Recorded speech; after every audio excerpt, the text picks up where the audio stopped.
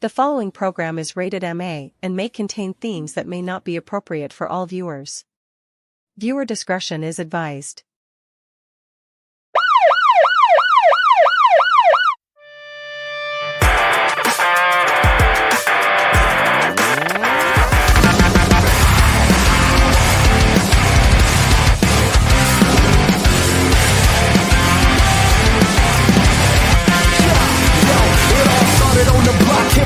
Trendsetters, the school of hard knocks and that attitude ever. Yeah, I just wanted to be one of the best. Holding the mic as I'm yelling out D-Generation X. I will remember it. I'll never forget it. We come a pretty long way. There's so much I can say. It's never really gone away.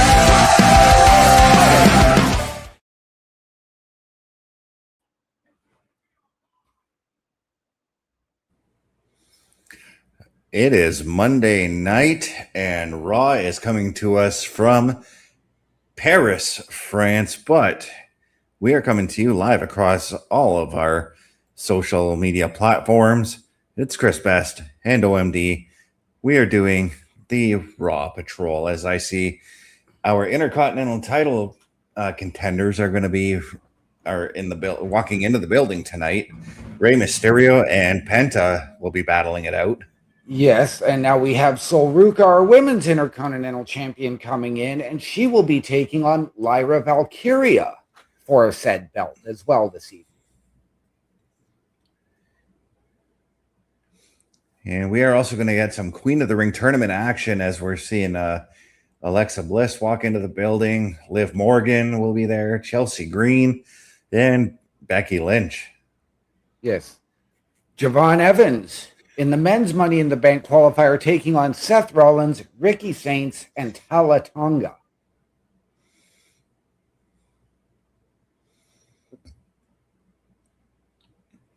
And we're taking a look at what happened last Monday with the King and Queen of the Ring tournament matches.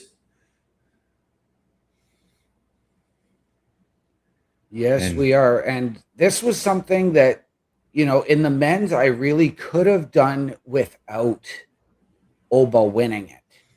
I mean, yes, he was taken over and taken out by Talla Tonga, but then doing that boogeyman impersonation, coming in and not really doing anything, all to then pick up the victory, didn't sit well with me.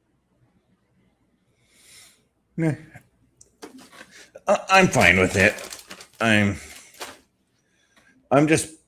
going to let everything play out. That's just how I've been. That's how it's going to be. So yeah, I will pass judgment once storylines come to an end. Yes.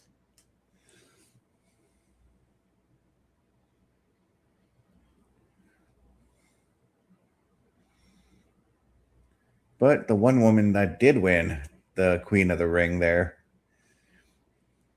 or her tournament match, I expect to win the tournament as a whole. Raquel Rodriguez advancing last week, and now we're looking at what happened on SmackDown when Dominic Mysterio advanced. Yes.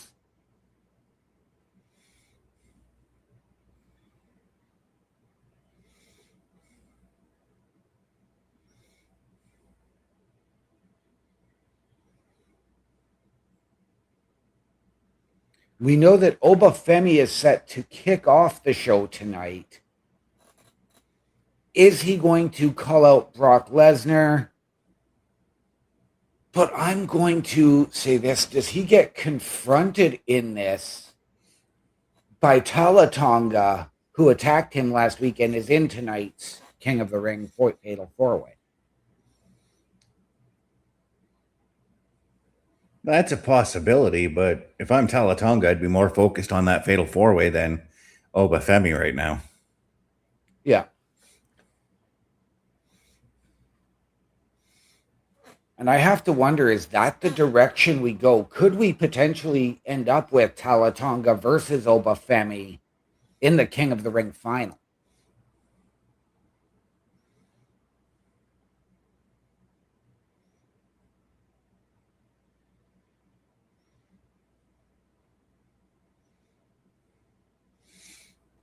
as we're seeing a side-by-side shot of the crowd with Obafemi coming to the ring.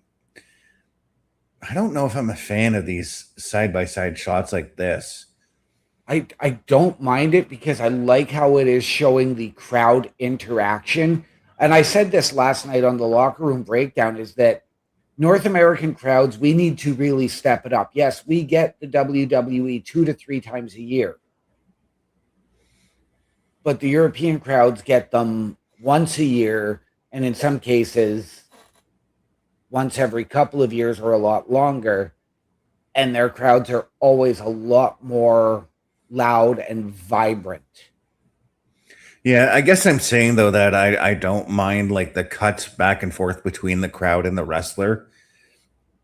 I would like to see those side-by-side shots to show like, hey, this wrestler's coming to the ring, but let's see what this other wrestler had to say. Kind of like those old insert promos that we used to get like on Superstars, right? Like if we saw like, I don't know, Ric Flair in the ring, and we cut to an insert promo of Hulk Hogan because they're in a feud, you know? Right.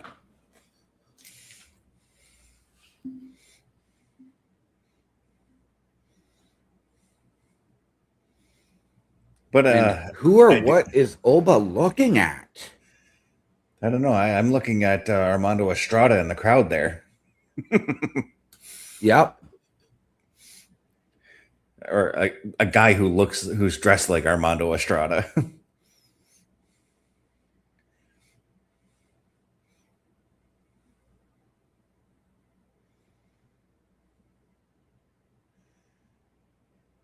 Obafemi singing the praises of the crowd, but he's like, I know you guys want to sing my praises, but I got business to talk about here. And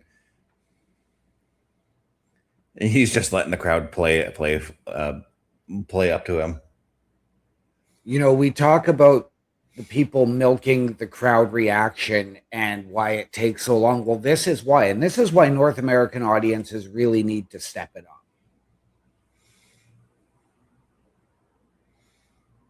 I mean, they really step it up when Dominic is in the ring.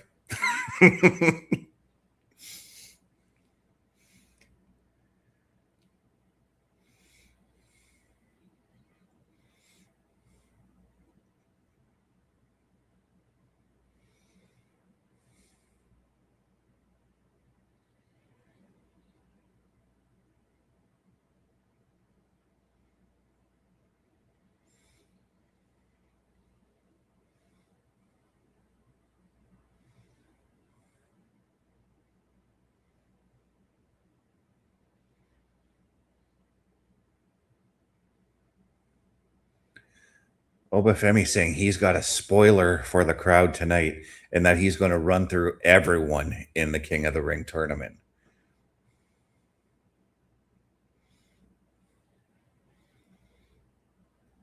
Little bit of a word of warning for Dominic.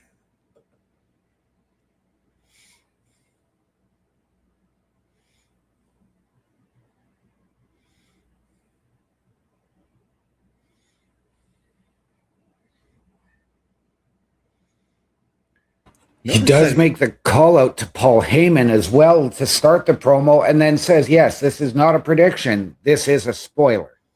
Yeah.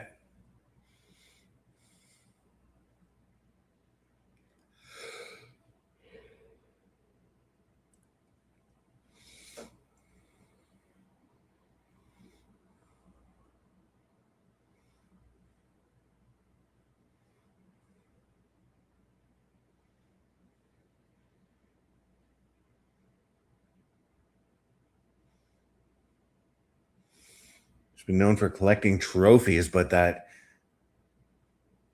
there's one trophy left to collect, and he's saying that is the head of Brock Lesnar. So while the King of the Ring is on the forefront for him, Brock Lesnar is still very much on Obafemi's mind here.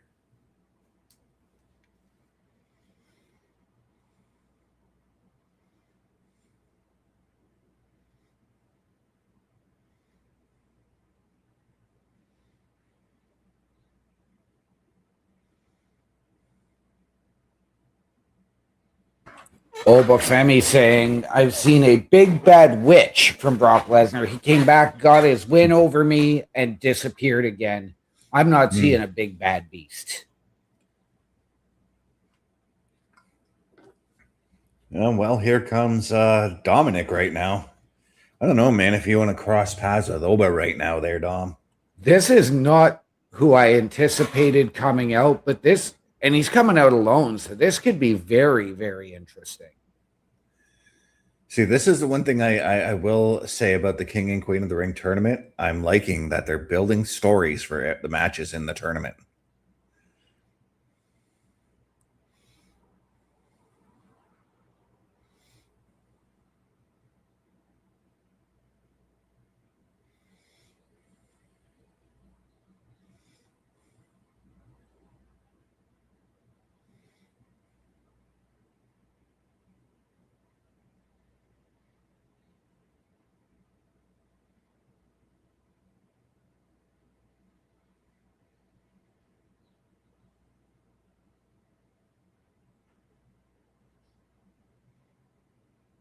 This crowd booing Dom out of the building, but he's saying, you're worried about the wrong thing. You're focusing on Brock, and you should be worrying about me.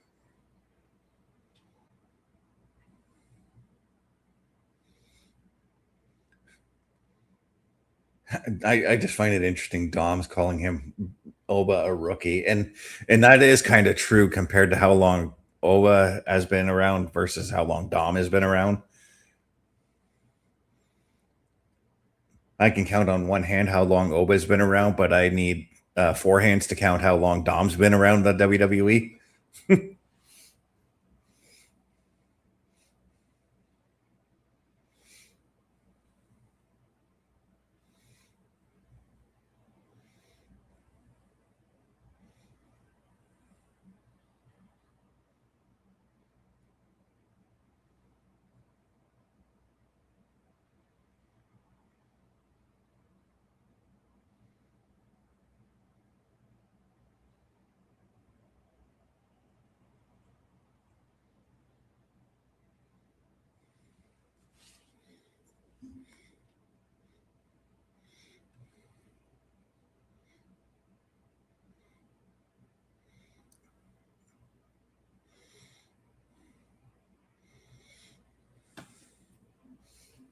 JD McDonough coming in from behind with a chair shot that did absolutely nothing to Obafemi.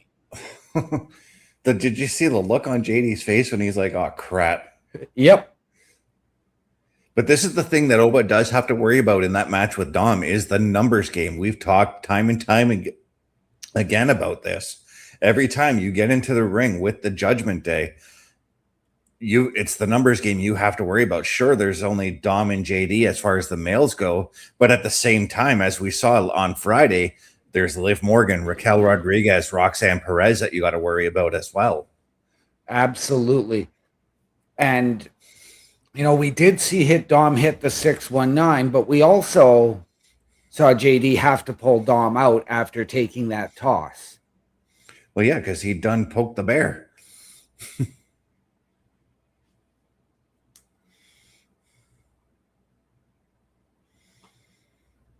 Oba saying, next week I will introduce you to your daddy. Dom met Eddie. Well, I was going to say, what, Ray's going to accompany him to ringside?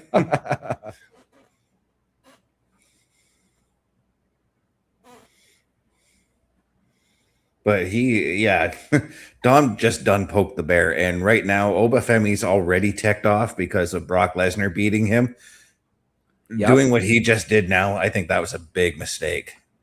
Is there a chance that next week we could get Brock Lesnar returning to Raw and distracting or costing Oba that match? See, I've been thinking about that too. I thought about that, and I thought about if Oba advances, does Brock cost him in the finals as well? Right. And I'm going to go with this because I actually have Talla Tonga picked to win the Fatal 4-Way here tonight. So if it's Talla Tonga, in that finals, let's not forget the history that Paul Heyman has with Solo Sikoa, with the MFTs, and of course the Bloodline. So could Paul Heyman act in that? Well, I'm not sure, because if Tonga does go to the finals, Paul Heyman's history with the MFT is not exactly a good one. No, it's not. But if it's for Brock Lesnar to cost Oba, and we're going to go to that match at SummerSlam, does that make sense? Does Paul Heyman even show up? Because after what we saw last week, who knows what kind of condition Paul Heyman is in? Right. We didn't see him come in on Friday. The show only just started, but we have yet to see him. And hello, Bobby Stats. Glad to have you here. Always great to have Bobby. Thank you for stopping in. As always, my friend, we greatly, greatly appreciate it. But we do have an interview with Seth freaking Rollins. Yeah, Jackie asking if he is done with the Vision. I don't think he is.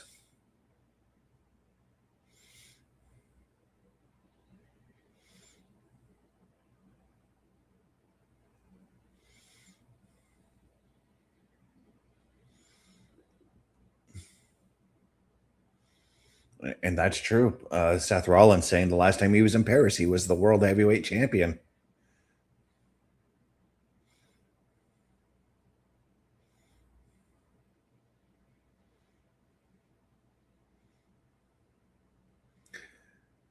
Seth Rollins saying that right now he's got his focus on the King of the Ring tournament and that he is going to take the win.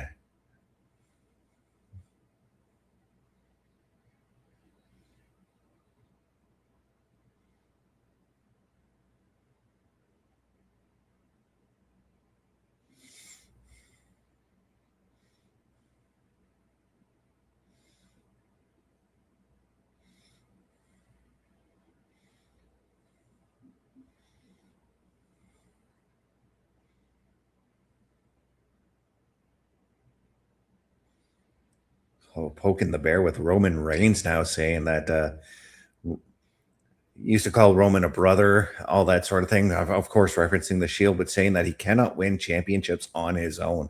And there is a bit of truth to that, really. There is, and he also said he can't get it done against Seth Rollins. And there's a bit of truth to that, too. I say a bit because I know Roman has beaten him in that 4-year reign with the championship.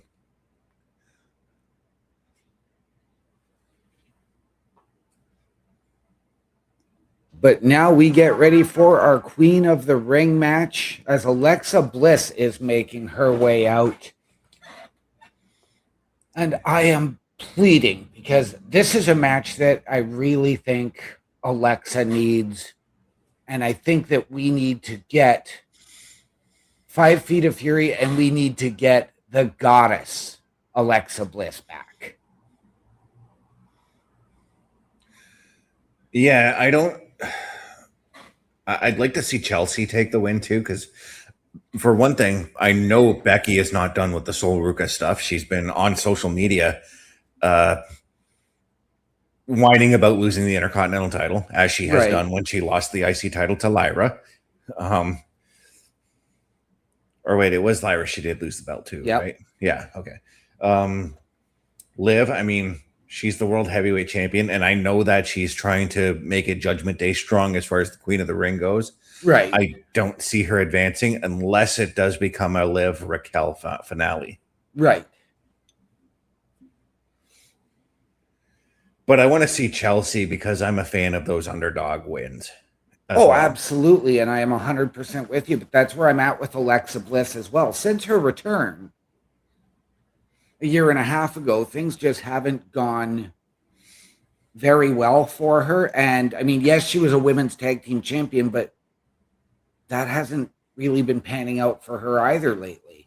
And I need to get the goddess back, that 5 Feet of Fury. And I think a Queen of the Ring match, and especially because you've seen that build where she was the one that twice now has gotten her and Charlotte, or gotten Rhea and Charlotte on the same page. For Alexa to come in now and be that number one contender would be absolutely huge. Yeah. And Bobby Stats, you are right. She did lose the belt to Maxine. And again, what happened when she lost the belt then? She whined and complained because Maxine had the title. Yep.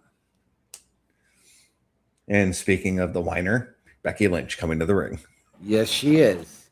And I'm not like saying that like to like disparage her character, because I do personally think her character is actually pretty awesome. I do like that she's being this whiner. It's working for me. I like what she's doing in the ring, and I'm just enjoying it. I get where you're coming from, but what I'm really not liking with this character is her promo work. She is just really seems to be fumbling through her promos. And I know that that's part of the thing, but I'm just not big on it, and it's taking away from it for me. I was going to say, okay, but what do you do when you're angry and all that? A lot of people stumble in their words and all that. So that's the nuance of Becky's character. Yeah, but it's just taking away from it for me. I mean, it's almost representative to me of a Sid Justice promo or a Sid Vicious promo. Sid said things that don't make sense. Becky says things that make sense. You can't understand her because she's fumbling over her words. This is the one that I really don't get, is why is Liv as the World Heavyweight Champion in this tournament? Well, this is why I'm taking the wait and see approach on her.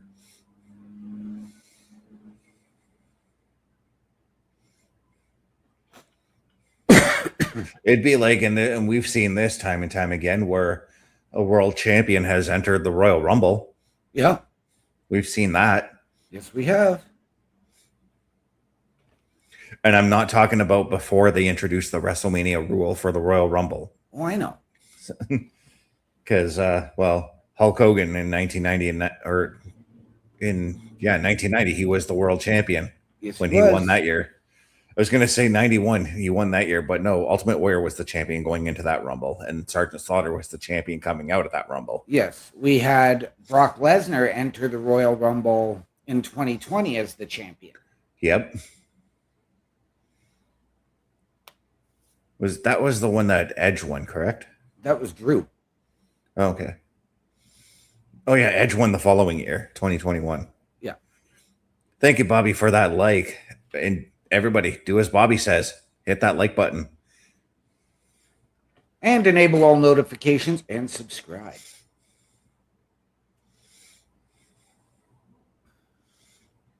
Smart move by Liv. She's a main target in this match, so the smart move would be to roll out.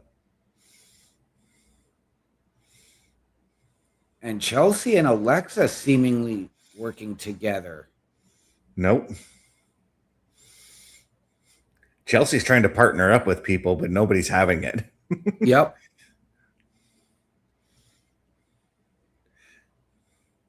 Bobby, congratulations, buddy. He's coming in saying he got a silver medal in bowling in Richmond, Virginia, in the Virginia Games. So congratulations to you, Bobby. We are proud of you.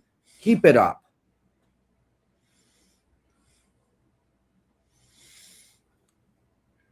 Now, does the fact that Sol Ruca is defending the Intercontinental Championship later tonight against Lyra Valkyria, does that distract Becky at all?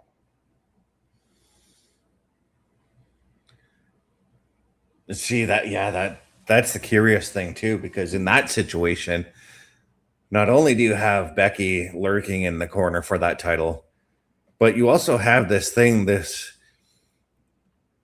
I want to say professional jealousy that we seemed to slightly see last week with Bayley as well. Bayley could very well find her way into that match as well. Yep. And I say professional jealousy because of the look that Bayley gave after Lyra announced that she was getting that title match, you know? Absolutely. I mean, as far as Alexa Bliss goes, I mean, we are on an international tour. Could we see Jade Cargill, BFAB, and Michin target her tonight? Well, if that's the case, then Charlotte and Rhea got to be lurking around somewhere too. But we didn't see any of that happen with Charlotte last week, or No, did we did not. Yeah.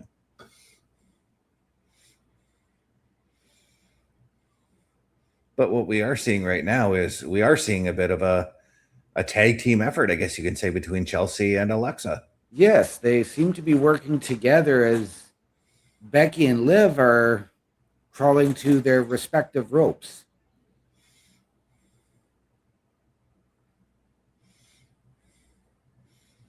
But again, this is Fatal 4-Way, and it's every woman for themselves out there. Yes, and we just saw that pump kick from Chelsea Green to Alexa Bliss, as she is now going for those green knees, I guess, in the corner.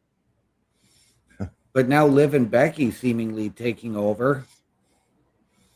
It just occurred to me, and I know I point this out every time Becky has a match, but look who our referee is. Yep. It is Jessica Carr, and we know that there's tension between them two. There is, and there seemed to be a scowl on Jessica's face as she's looking in Becky's direction. I don't mean a stone face, I mean a scowl. And she kind of gave the same look to Alexa, though, but I think she was trying to be more focused on what was going on between them two. And is it time for... No, Becky Lynch, as Alexa, I'm going to assume, was looking for Twisted Bliss.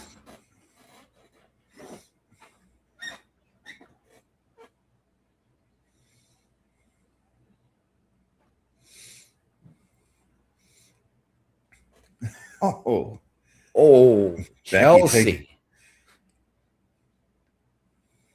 This match is kind of reminding me how good Chelsea is in the ring. Right?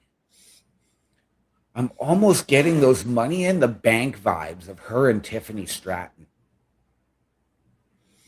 Speaking of Tiffy, I mean, she could make her presence in this with the relationship between her and Chelsea that's getting there. I wouldn't say it's there, but it's getting there. And we got Chris Parrish saying hello to you, Mr. Parrish.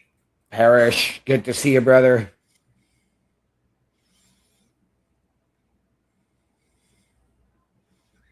But as we were talking about Chelsea and Tiffy, we've also talked about like the beefing up of the tag team divisions.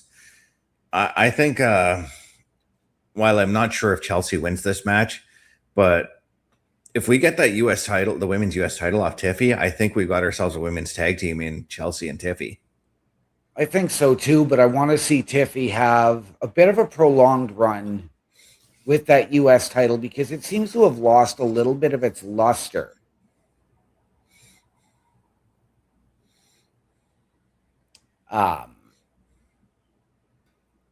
Since Chelsea had it. Because she was out there and she really made that title and made it seem relevant. Whereas with Julia, I don't think they knew what to do I believe she had it twice. So I don't think they really knew what to do. And we just saw that blockbuster from Alexa Bliss, who actually catches Liv as she was looking for Oblivion. But no, we got Sister Abigail.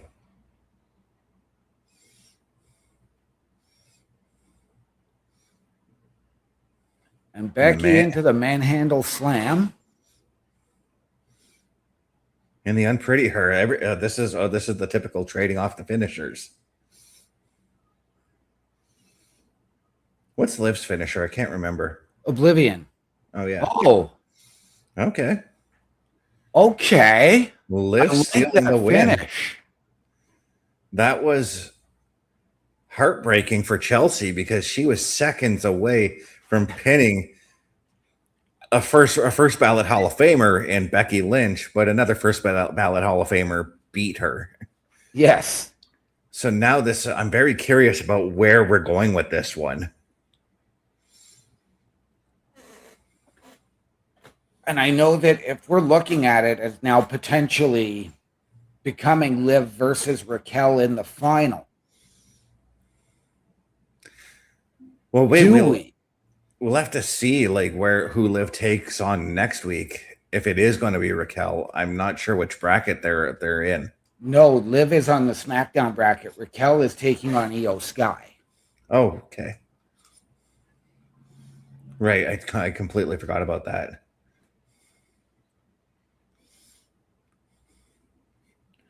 So yeah, she's going to be watching Sol Ruca, Lyra, Valkyria, Charlotte Flair, and Jade Cargill, and whomever wins that match this coming Friday.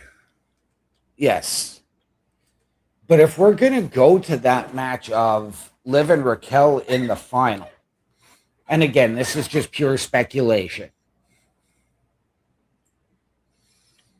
Why do we need to make it the Queen of the Ring? Liv put the title on the line. Or do you get Raquel winning and then going to challenge Rhea? Well, regardless, I'm thinking she's going to need a little bit of help, just like we do right here at the Turnbuckle Affiliation Program. A Turnbuckle Affiliation program is looking for more people. If you have passion level for pro wrestling, sports, video games, or something else, then Turnbuckle Studios is the place to be. If you have ever wanted to pursue content creation and want to join our team, then we would love to have you. Check out turnbucklestudios.org or contact us by email today because your future is now, and we want you to tap in.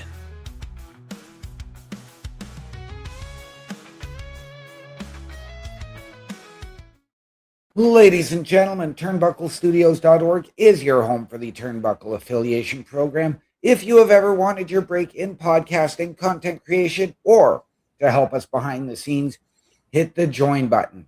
Send us your credentials by email. Tell us how you think you can help us, how you feel we can help you.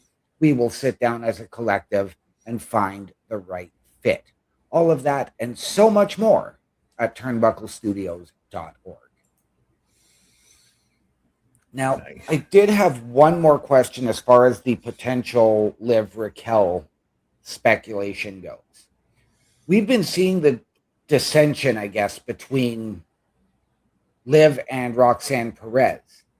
If Raquel wins and chooses to challenge Liv, is that where Roxanne either turns, or do Liv and Roxanne turn on Raquel, having Roxanne prove her loyalty? That's a good question, and that's something I'm trying to figure out in my head. I haven't planted out a scenario for that just yet, but right now we are seeing a very excellently put together promo package for the Rey Mysterio Penta match later on tonight. Yeah, this is a match that was supposed to take place last week, and then they put Penta into the Fatal 4-Way, and they gave Rey a tag team match with Dragon Lee against Ethan Page and Rusev, which really took away, because both of these men had agreed to this match the week before, 2 weeks ago for last week.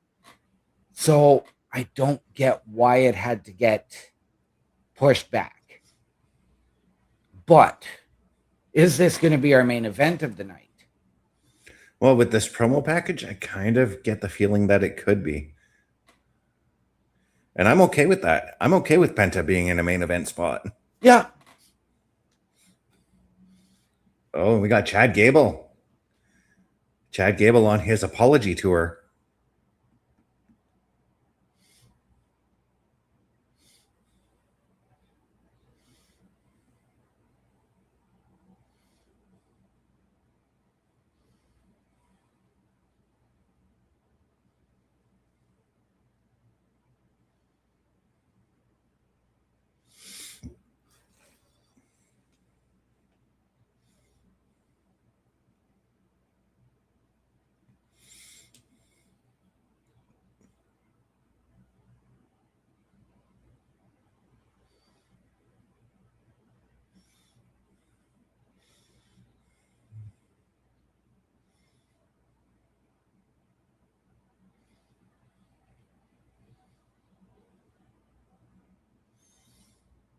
Yeah, he's saying he's sorry to Penta, and Penta saying that he loves his brother. He loves everything from Lucha Libre and my culture.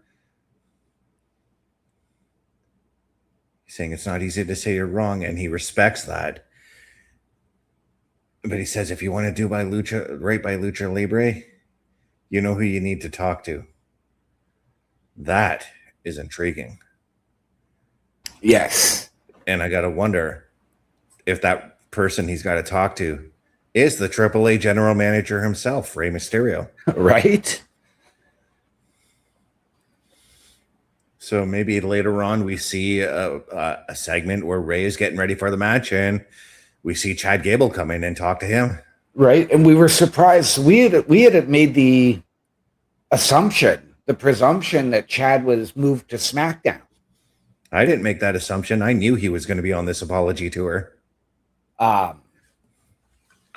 But to see him here doing this really now has me wondering, because I was hoping that was the right, and I thought that would be the right move, so that you don't have to go back and do Chad Gable versus El Grande Americano again. But now we have Seth Rollins and Montez Ford.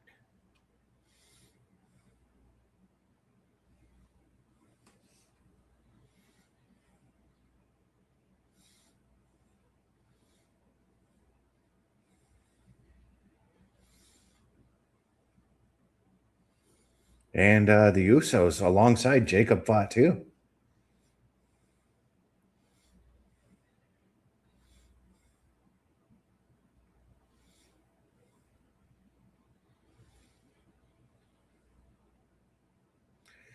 This is they're just answering to what Seth had to say about Roman.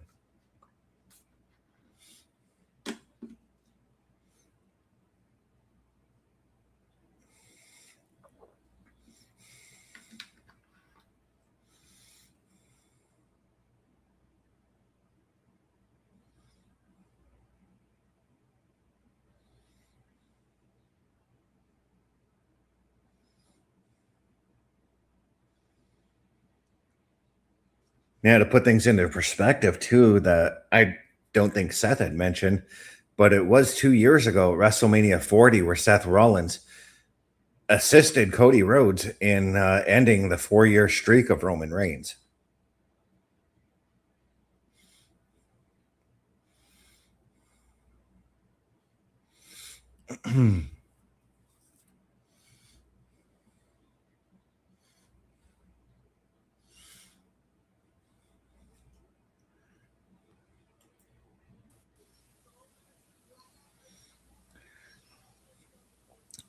And we got a Parish in the house. What up? Ooh. I was worried about my Netflix as my TV decided to completely cut out of connection, so I had to reset everything. Oh.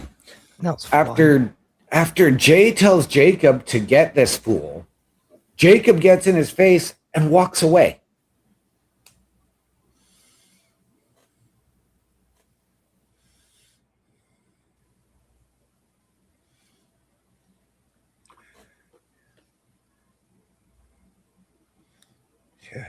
I like that stare down, though. I like that, the idea of Jacob Fatu and Seth Rollins. Yeah.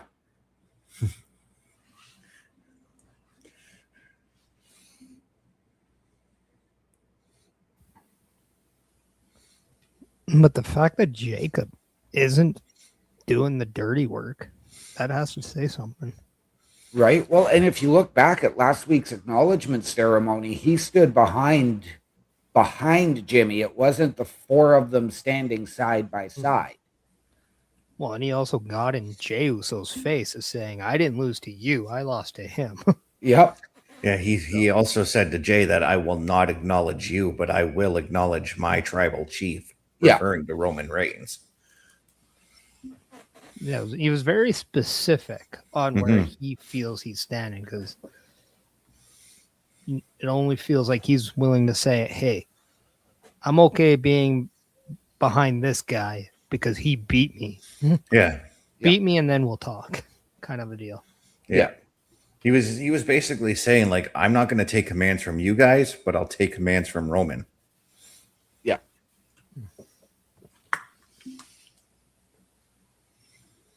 But now we're getting a hype package for the other Intercontinental title match later tonight, and that is Sol Ruca and Lyra Valkyria. Yes.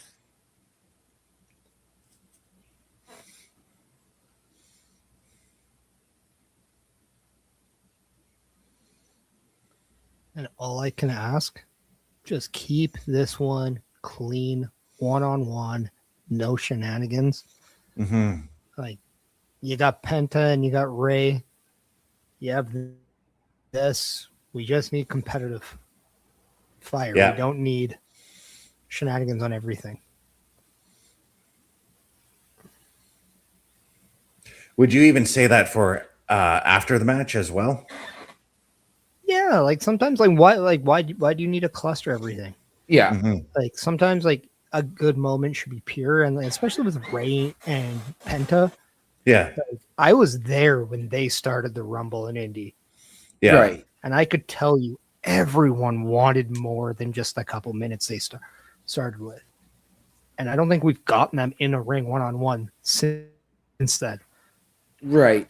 Now, this is interesting because we're getting this Intercontinental Championship match here tonight. Mhm. But Sol and Lyra are in the Queen of the Ring match this coming Friday against Charlotte and Jade. Yeah. This is just a little bit of a teaser for that Fatal 4-Way. Yeah.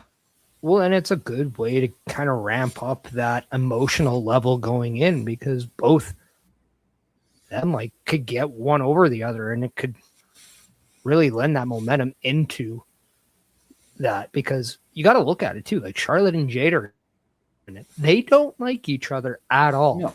Yep. So you can almost expect them to fight each other at some point. Yeah. And if you can get one over your opponent in this Intercontinental title match, that's a huge advantage for your psyche going into that Fatal 4-Way in SmackDown, because all you have to do is let the emotions run high with Jade and Charlotte. Yep. And that's the one thing I've been saying about this tournament so far, is I do like that there are now stories being woven within this tournament. Earlier tonight, we saw Obafemi and Dom confront one another.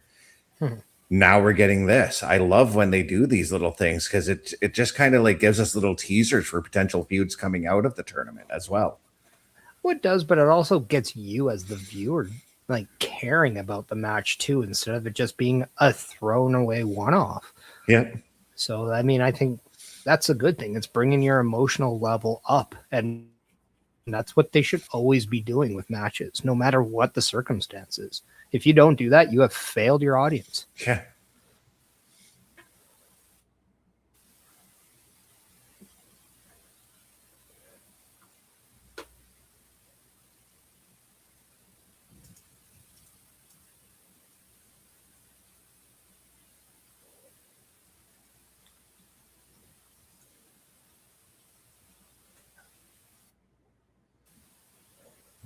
Best, if you don't mind, can you just check the private? Yeah. Just give me 1 second here.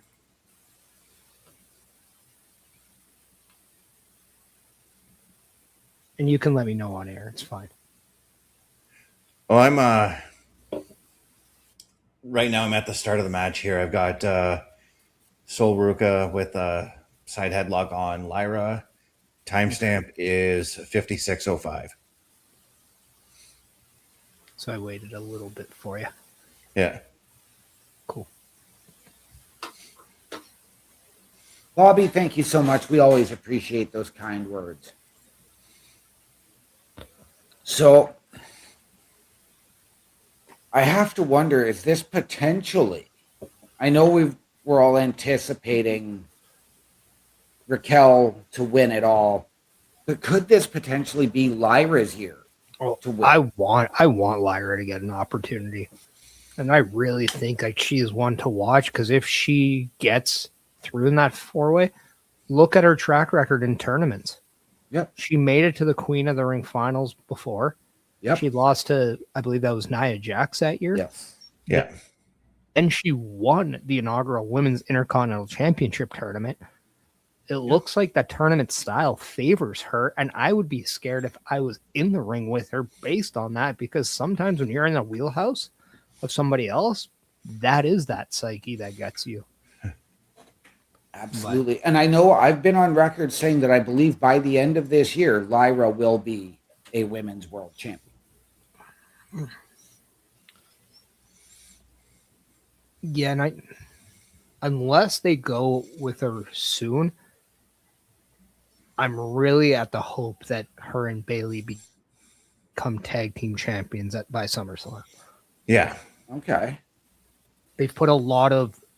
I still think they missed the boat at WrestleMania. Yeah. I really do. But the longer they are without tag team championships makes me care less about their tag team. Yep.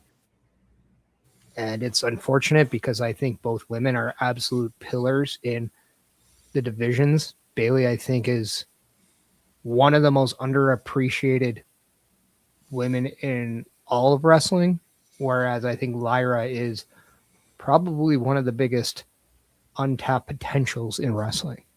Oh, yeah, absolutely. I love that you use the term underappreciated for Bailey, because like if you look at the work that her body of work lately, especially in AAA, she's been killing it down there. Well, I'm sorry, I might even correct myself in saying underappreciated, because I don't think the company underappreciates her. I don't think the fans underappreciates her. I think she's taken for granted because she's so good and so useful and versatile. And versatility gets taken for granted a lot in multiple forms. Yes. I think Bailey's biggest drawback is her own willingness to give to everybody else. I think it's her unwillingness to give to herself. Yeah. I think that's all she does is give to everybody else, and that's why I think Natalia was always she was always compared to Natalia. Yeah. Like, look what she does outside, like outside of the ring. She invites multiple women to come and have a giant training session, to where guys like John Cena come and offer an hour, if not multiple hours, of advice. Like who does that? Right? It's Bailey. It's Natalia. Like, it's crazy how much those two give back to this business. And I think both of them struggle with being maybe selfish from time to time. Yeah. And that's a great thing from a human being perspective, but it's a big thing in the world of pro wrestling. Right?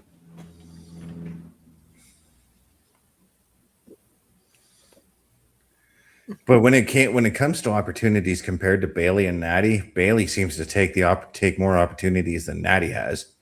Yeah, and I think that's just a bit where the company and where the business is. Yeah. Yeah. And I mean, we haven't even seen Natty now in a few months. No, but we see what she does when we talk about Angelo Dawkins and his improvements, because he's always there. BFAB has improved a lot, and that's because of this. And so she does make her mark, and I'll even go as far as this. I think Natty's contributions are over time becoming comparable to Dusty Rhodes. Okay. When it's all said and done. Oh. And I'll even go one step farther.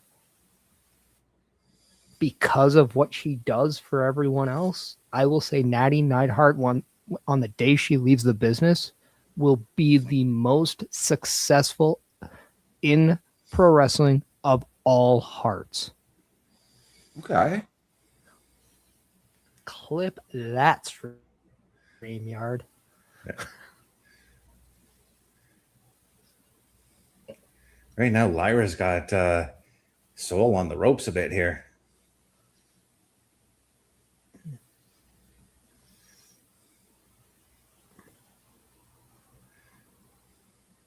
And this is a big match for Soul, because this determines whether or not she has a winning record or a losing record on the main roster. Yeah, I mean, and this is her first Intercontinental Championship defense. So I don't, as much as I'm not a big fan of her having won it and the way she did it, I don't want her as that transitional champion to get the belt to Lyra. No, but I would almost go and say if there's anyone that I would see it go to, it would be a Lyra.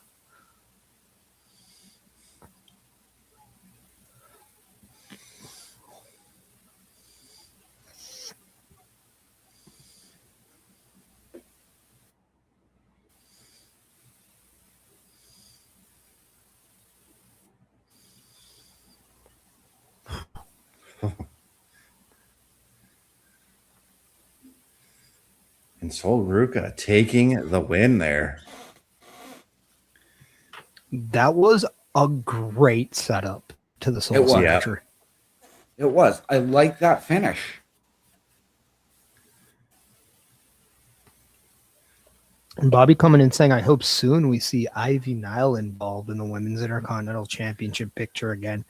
And Bobby, I think that has a lot to do with whether or not we see Chad Gable on Raw or SmackDown, because I now think it is unanimously confusing to know what side of the coin he's on based on what we saw on SmackDown and now what we saw on Raw. I think he's on some sort of, I think he's on some sort of apology tour right now.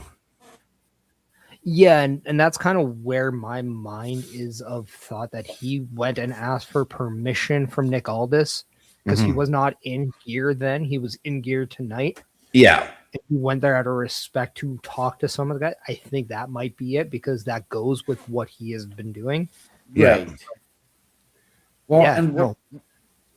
I said this last night that, you know, I thought it would have been the right fit to have Chad Gable move to SmackDown because you don't need to go back to now Chad being ticked off and wanting to get revenge on Grande. But what does that do for American Made as both a tag team and a faction? Do you move them over to beef up the SmackDown tag division? You want to know what I would do? And I'll give you a little preview because I did say I'm going to do some direction stuff next week. I would slowly turn Roman and the Usos more to the heelish side, and I would hope that this reaction for Gable continues, and I would put him and the Creeds up against Roman and the Usos. They don't have to win, but man, what if they do? What stars are we making with Chad and the Creeds?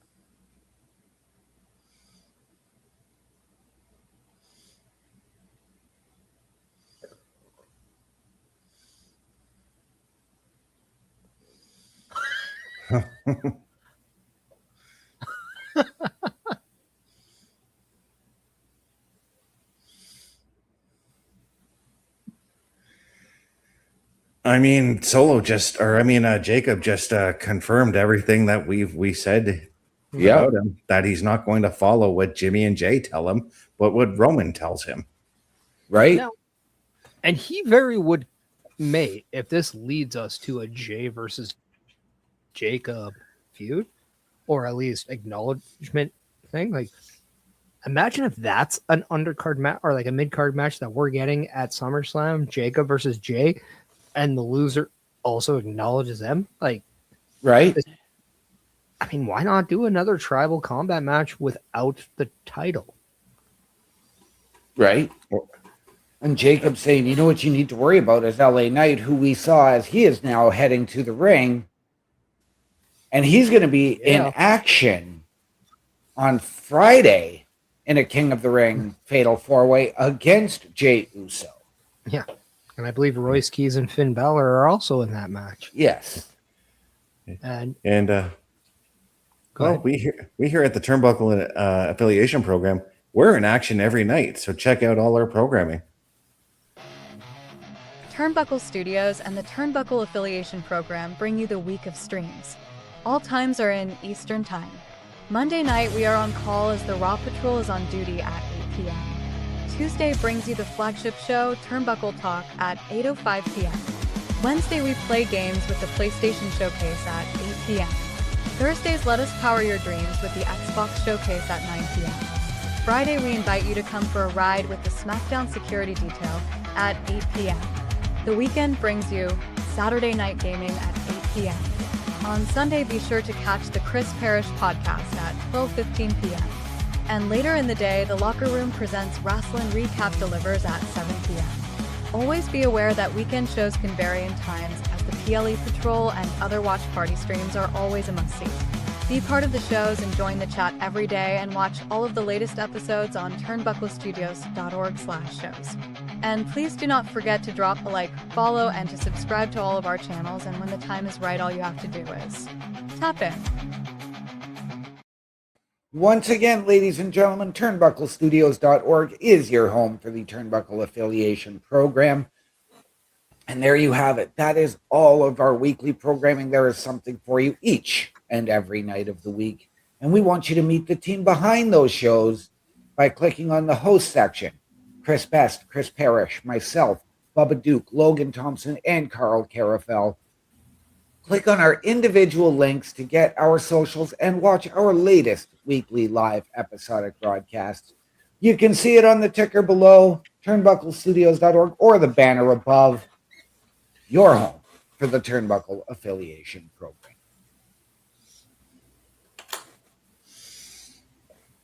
Yeah, and I do want to add one thing to that, if you don't mind.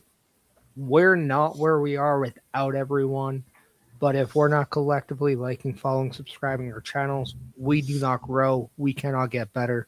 So please, if you haven't done that, and we all know this is beaten to a pulp by many streamers and content creators, you're surprised with how many people watch and don't hit the like, hit the follow, hit the subscribe. So if you're one of those people, please help us out and click. That would be greatly appreciated.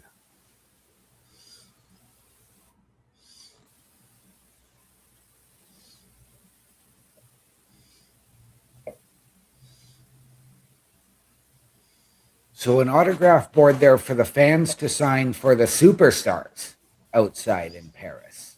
I like that. This Paris audience has been absolutely electric and just full of energy. Well, as I mentioned earlier, I called this out last night. I know that North American crowds are used to getting the WWE 2 to 3 times a year. The European crowds more so once a year, sometimes once every 2 years or more. And they always elevate. They're always a lot more vibrant and loud. And just to add on that, the three of us, we're not the world's biggest European football fans. Right. But we appreciate the crowds there. Yeah. And that translates to other sports. I remember going to a hockey game in Germany and was stunned because it felt like what we call soccer, European football crowd inside of a rink. And we see the same thing inside of an arena for a wrestling show. Crazy, amazing. And I think this is exactly what we all can learn from other people, is just how to have fun watching something we appreciate and love.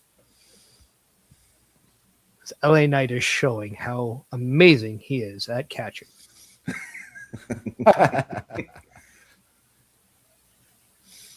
And then staring back at the guy tossing him the mic. Because I'm assuming the same guy throwing the mic isn't the same guy who's throwing Steve Austin the beer all the time Right? because he was pretty good. Yeah, that guy hasn't been Insane. employed. That guy hasn't been employed by WWE for some time now. Because LA, nobody allows him to crack a couple cold ones anymore.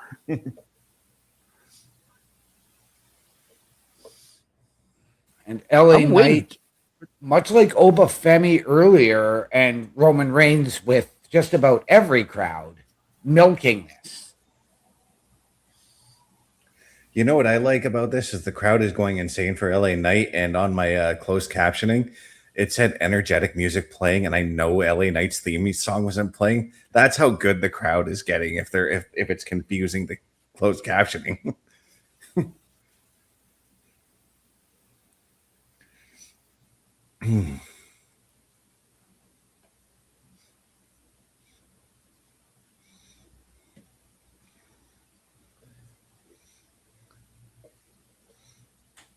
Now, do you guys want a little bit of a backstory about the glasses that LA Knight wears? Yeah, actually. So he recently said on Chris Van Vliet that he had a moment where it became a meme where the reflection of those glasses from who was in the ring with them became a legendary shot. And I'm going to let everyone, if you're in the chat, let me know what you think of what moment I'm referring to. But he said because of that, he knows he's had the glasses with LA on him, but he always wanted to bring those back, and he has tried to give cameramen the opportunity to capture that once again, because he, in his words, also thought it was a fantastic shot.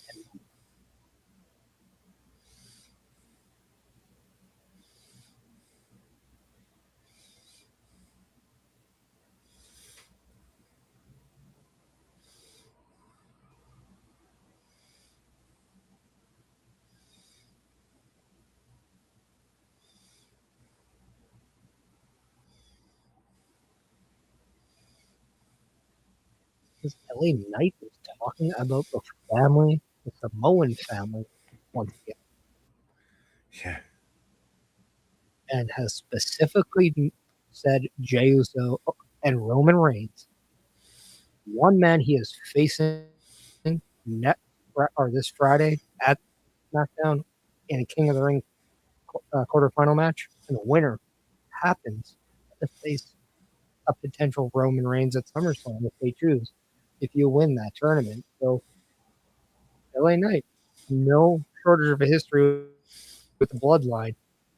Once again, has his radar on the bloodline.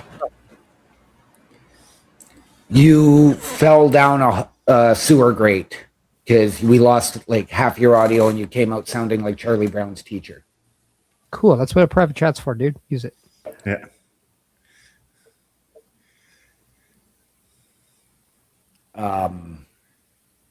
But we do know that Roman Reigns will be returning to Raw once again next week.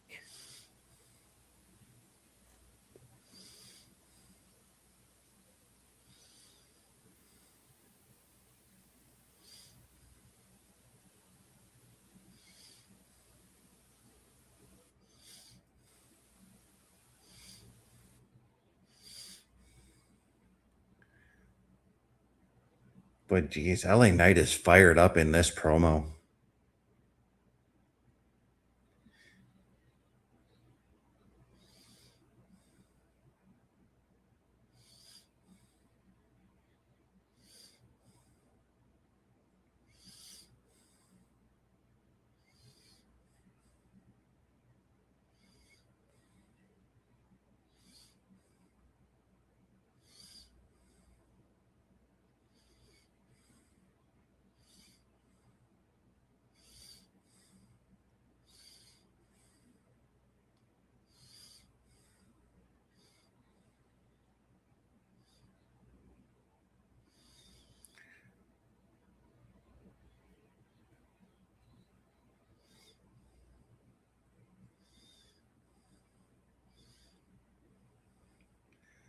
I love that LA Knight is building hype for this Fatal 4-Way matchup.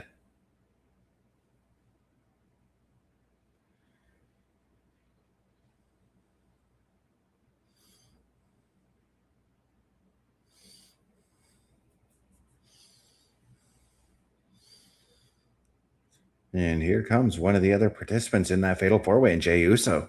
Yes, and as Joe Tessitore or Michael Cole just said, this took a lot longer than I thought. I was expecting this a lot earlier in the promo.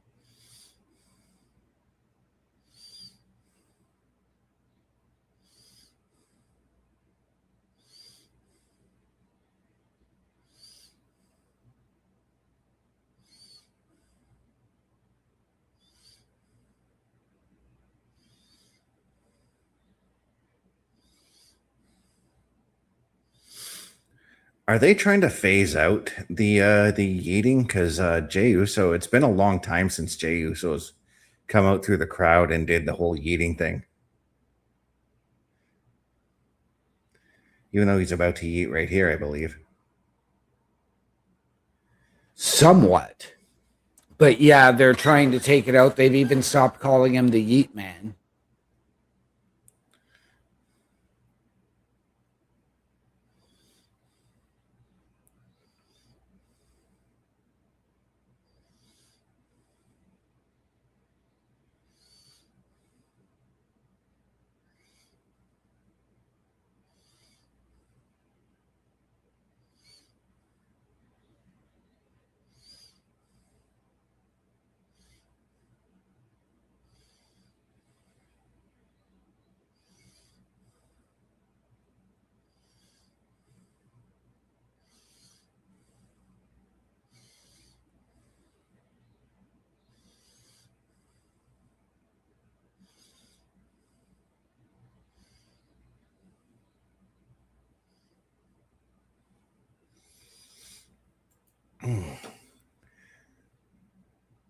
Man, this crowd is just on fire. And they want Jey to roll it back.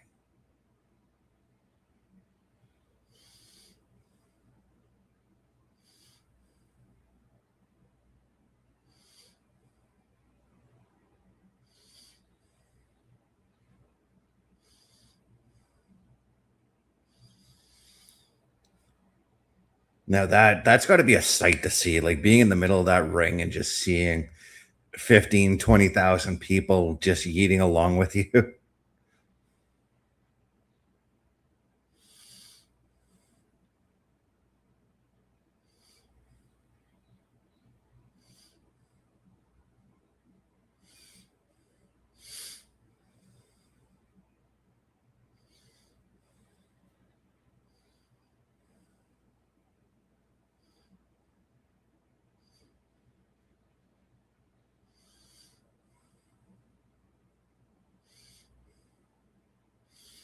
Jey still calling himself, saying he's still the arena shaker. He's still the main event. And Friday night, he is going to take out LA Knight. Saying that this is your warning shot. And just like that, he's out. Yep. I was sort of waiting if we were going to get that pre-match attack with LA Knight hitting the BFT, but no, we didn't get it.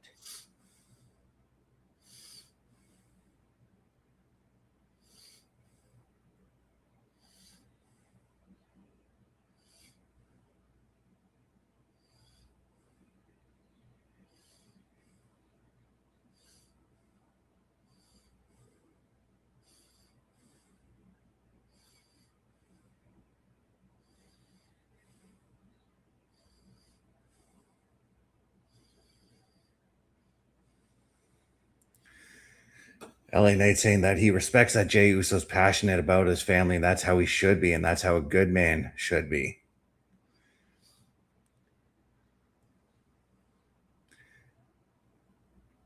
So he's saying he wishes Jey the best of luck from the bottom of his heart.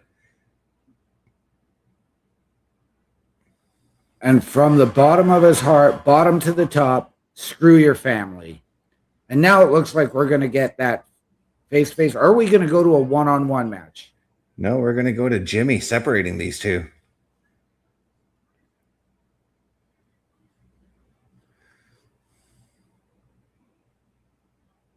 But do we see this as potentially being a one-on-one match here tonight?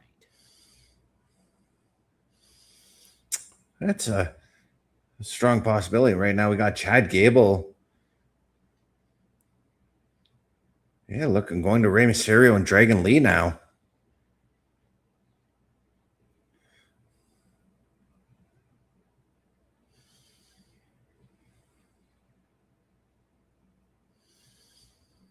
Saying that he's glad that they're both here and that Dragon Lee is already saying we're good.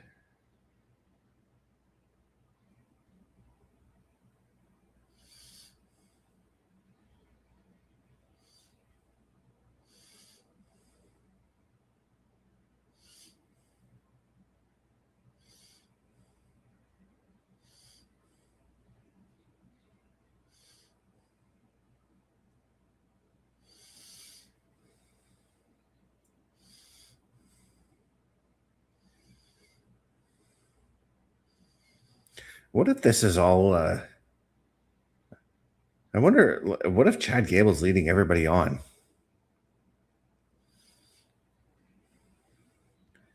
I mean, it could be legit, but I'm just spitballing here on the what ifs here.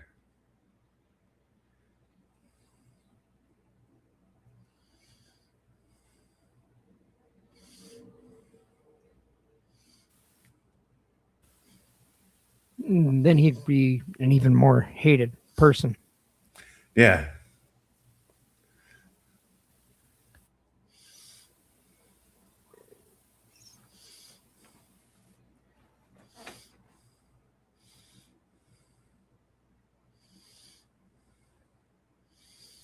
But we're getting the male Intercontinental Championship match right now. Yes, we are. Which leads me to wonder then, do we potentially see the four-way as our main event? Or do we potentially get that J and LA Knight match if they go that route tonight? I think you'll go J and LA Knight at Saturday night's main event. Mm-hmm. Like that's a match you can have those segments carry you into it. Yeah, because I think that promo there, I think that was just a way to build the Fatal 4-Way coming up on Friday.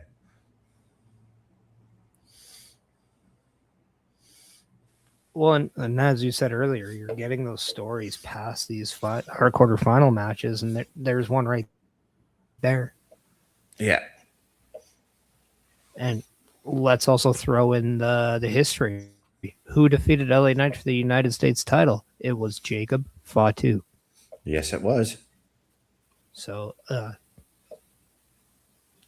you have to wonder if that plays a factor into this, or I'll even throw this one out there. Imagine if someone who comes back from I don't want to say injury, but from just we haven't seen him in a while and comes and helps. What happens if Drew McIntyre comes back and he helps LA Knight? Because he doesn't like the bloodline any more than anyone else. He has history with them. He has history with Jacob Fatu. In fact, he's even once been in a faction with LA Knight in TNA or Impact Wrestling. Yeah. Come on, Bast. We know what you should have said there. I can't do the LA Knight, so. Okay, work with me here. All you got to do is put emphasis on the yeah and then ah. Yeah. There you see. Yeah, I've tried. I've tried several times. I'm at that point where I just can't do it. Chat, let me know if you want Chris Best to do it for you. Come on. We got to do it for the chat. If the chat asks. And chat, let me know if you do some shopping, because we've got a great video here to show you for where you can do some shopping. The Turnbuckle Studios store is open for you 24 hours a day, 7 days a week. Get the merch and represent the best from the shows you watch on a weekly basis. Multiple styles to choose from with over 10 products available. Don't get left out and pick up all your favorites today. Find us at turnbucklestudios.org. And once again, ladies and gentlemen, turnbucklestudios.org is your home for the Turnbuckle Affiliation Program. And we want you to head over to our merch shop, powered by Redbubble, so it is 100% safe and secure. Support your favorite shows and your favorite podcasters. Wear what we wear. All of the proceeds come back into our studios to bring you a better experience. And when you make a purchase, send us a photo, tag us on the socials. We will give you a shout out live on air during one of our many, many weekly programs. All of that and more, turnbucklestudios.org. Yeah. See? It doesn't That was sound good. but That was thank good. You. Thank you, but it doesn't feel right to me, you know what I mean? Like maybe I hear the way LA Knight does it sounds different to the way I do it, you know? Oh, he has the Kavorka in his voice, and we don't have that. So, like, Right. that's completely fine. Yeah. Bobby, let us know if you like that.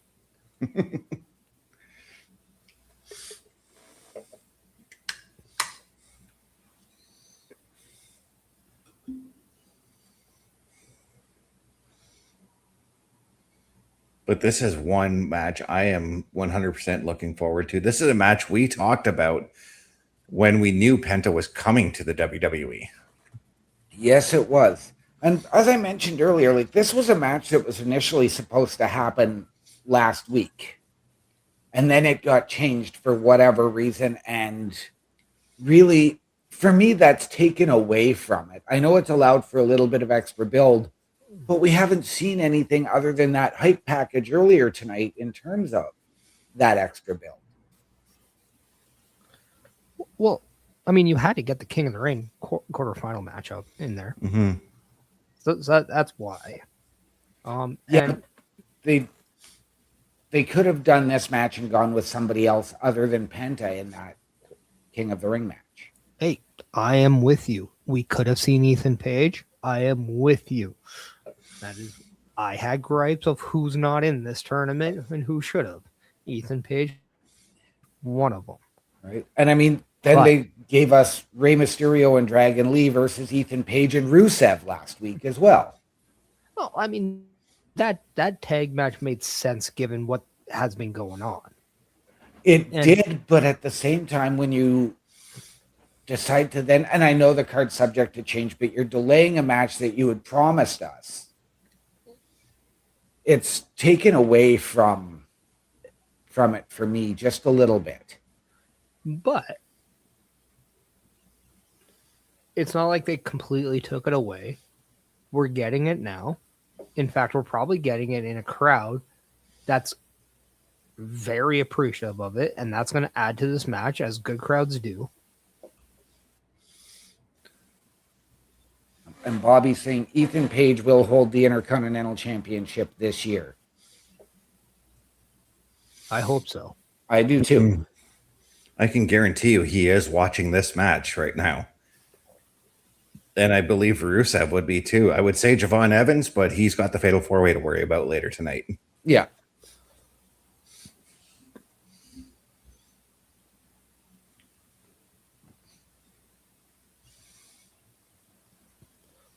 When we all know that it's eventual that we're going to get Penta and Rey Fenix back together in some way. And if you really want to bolster your tag team division, well, that's an amazing piece of ammo you can put back in the chamber. I'm going to suggest this because we saw the War Raiders on SmackDown with the AAA Tag Team Championships step up to Truth and say, we're ready to put these belts on the line against yours anytime. Would it make sense if Penta loses the Intercontinental Championship to move him to SmackDown and let him and Phoenix work together and potentially challenge the War Raiders and get those AAA Tag Team Championships and then come back and challenge? Well, you can have them challenge for the AAA titles without Penta and Phoenix being on the same brand as War Raiders. And I wouldn't hate that because we're seeing Penta and Phoenix on their own accord on the main roster here, and we could see them together at AAA. But I would actually move Rey Phoenix to Raw, especially if, and I do think that this should happen, if you move CM Punk to SmackDown.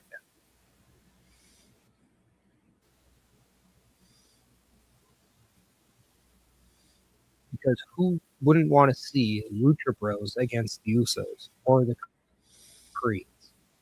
Yeah. Right? Those are tag teams that would be really fun to watch. Mm-hmm. And then we have the Street Profits on Raw as well. And then you have the Vision, whatever tandem they have. And the more I see JD and Dom together, the more I'm thinking, why not go with them as a tag team? Right?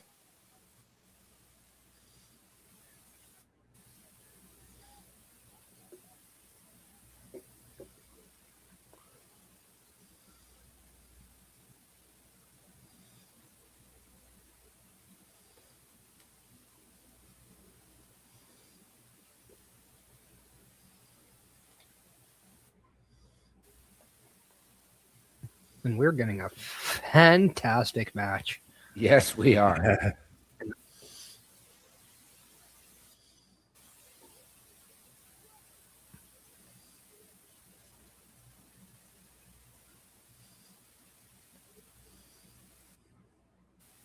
I have to say, I love the simplicity of Rey going back to the gear he wore when he first started with WWE. Yeah. Mm-hmm. It's those pleather pants that he has. It's very simple of a design, and he looks fantastic. You can tell his agility is pretty much back to what we've known of Rey Mysterio. Right. It is. We talk about those guys in sports that we don't understand how they keep doing it at a certain age. I mean, hockey had Jaromir Jagr. We've seen just a crazy amount, like Tom Brady playing till in his 40s in football, still producing, still winning Super Bowls. I think Rey Mysterio is going to go down as one of the all-time greats when you really think about his impact in the world of wrestling. But then also, he wrestled in the 80s, the 90s, the 2000s, the 2010s, the 2020s, and we're less than 4 years away from the 2030s. Right? You can keep going if you really wanted to. Right? While we're in commercial, gentlemen, if you will give me a moment, I will be right back. I mean, to put it into perspective, I mean, Rey Mysterio made his debut on North American soil 32 years ago at Worlds Collide.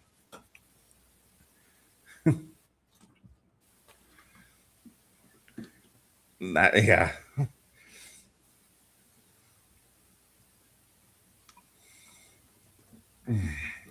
It just goes on to show you, like, I'm still at this point where I said it from the moment we watched it when him and his son won the tag titles in front of no one. Mm-hmm. I can now proudly say, as a father of a son, that they missed it completely. Like, what a moment that would be in front of people, especially if they went back to San Diego, did it, all that stuff. Yep. What Rey Mysterio is doing is unheard of. Like LeBron James is playing with his own son right now in the NBA. Yep. Rey Mysterio is working alongside his son in WWE. Who else gets to do that with the next generation of their family? It's very rare. And usually we talk about the father being one of the all-time best. And in both of those cases, it's true. Okay. I mean, the last time we saw that to a degree was Maybe when Bob Orton became Randy Orton's like manager for a brief time. But he wasn't actively wrestling with them. No, he wasn't. He was getting beat up by the Undertaker every week.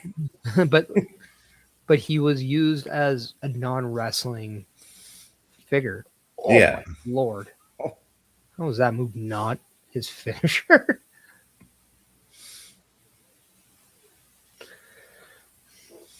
And Bobby, thank you for saying that. And I guess if you want to look at it this way too, the last time we saw an active father-son wrestling duo may have been David and Ric Flair.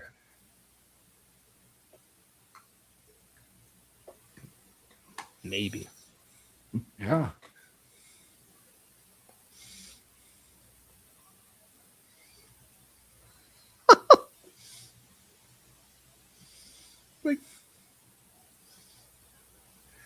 Oh, what a poison Rana there from Rey. Yeah, I didn't like the way Rey landed, though. That looked... yeah. But I wanted to go back to talk about Rey's gear. I noticed that his color coordination is very reminiscent of his WCW stuff. Yeah. Well, it's in the color scheme of, obviously, Lucha Libre in Mexico. Yeah. I love it. The boots. No, it reminds me back when he did the Spider-Man stuff. Yeah. That WCW. He did that in WWE as well. Yeah. Yes, he did.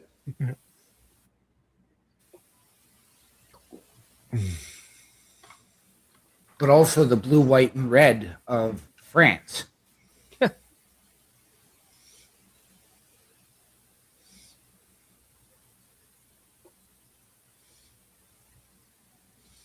Well, somebody's got to butter up the country. La Resistance doesn't exist anymore.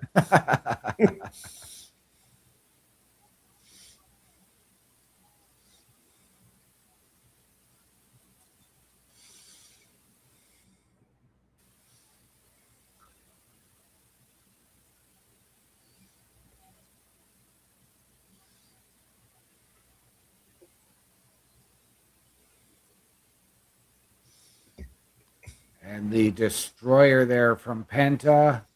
And the win. Like, instant classic. Yeah. Like, the pace was phenomenal. Just the chemistry was almost like they've done this a million times. Yeah.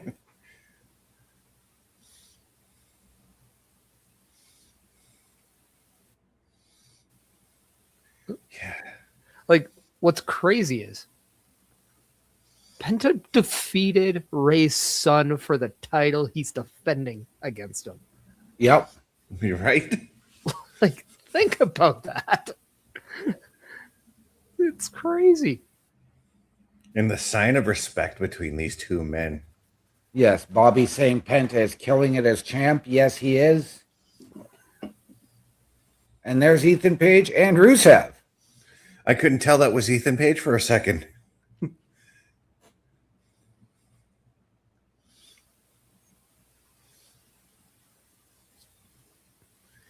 But this is about this Page and Rusev relationship. Mm-hmm.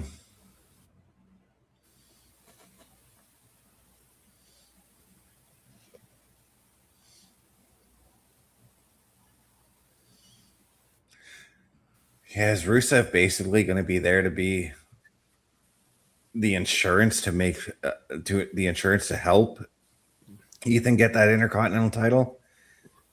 Or is Rusev using Ethan Page as a way to get to the Intercontinental title himself? I think, yeah, they're both using each other to get to that title. But at the same time, would it be so bad if we paired them up to beef up the tag division?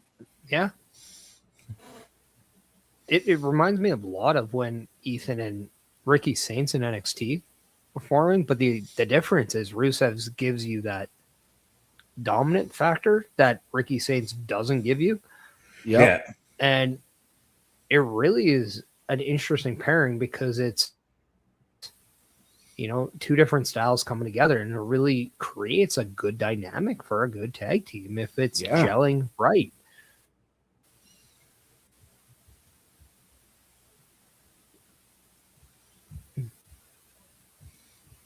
Oh, Ethan directing Rusev to tear his mask off.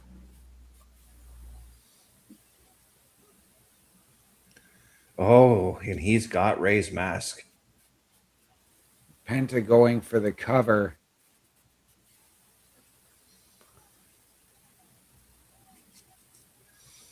Oh, and here comes Chad Gable now. Yeah.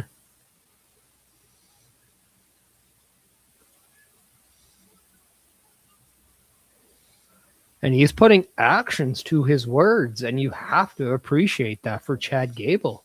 Yeah. This solidifies what this definitely negates what the thought I had earlier. It doesn't completely. No. Because remember when Daniel Bryan and Randy Orton went into the Wyatts? Yeah. You got to get that sense of trust in. And once you get it in and then you do the betrayal, it just hurts that much more. And we're in an era where storytelling is becoming more of a primal thing. But like what we're about to see, though, oh my God, like the imagery and the story is just amazing. And there we see Chad looking at Rey's mask, standing over it.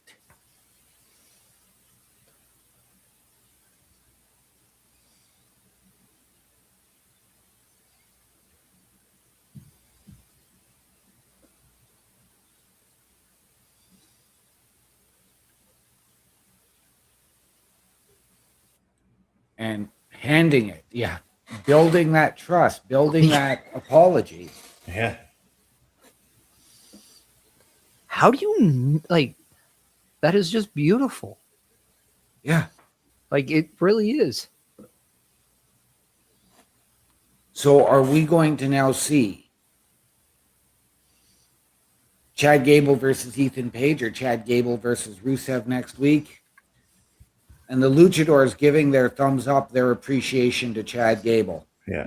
And the irony is that those are all three people he went to apologize in person to. Yep. And then now he's putting those actions into a real thing. And again, like that is just awesome to watch. Okay. Bobby coming in saying JD McDonough should get a match for the Intercontinental Championship too. Agreed. Yep. But OM Dynamic, you said, do we go with Gable and who did you say again? Ethan Page? You were muted. Do we go to Gable and Ethan Page next week or Gable and Rusev? Or do we need Gable to find himself a partner for that tag match? Could that be the time where we get, say, Chad Gable and Rey Mysterio, or even Penta? Penta might make more sense. And they go after him. And Bess, I'm going to kind of circle this back to you. That could be when we get a betrayal moment. Or this could be one of the best prove it moments. Mm-hmm. Could this be where Chad Gable says, okay, nope, guys, I don't want you getting involved because we know what they did to Rey and taking his mask last week. Let me bring a tag team out and you bring back out American Made to take on Rusev and Page. Yeah, and I'd like to respond to what Parrish had said there. I think this is also, and I'm not really counting my chickens before they hatch, but maybe this is also Chad Gable inserting himself into that Intercontinental title picture. Mm-hmm. Yeah.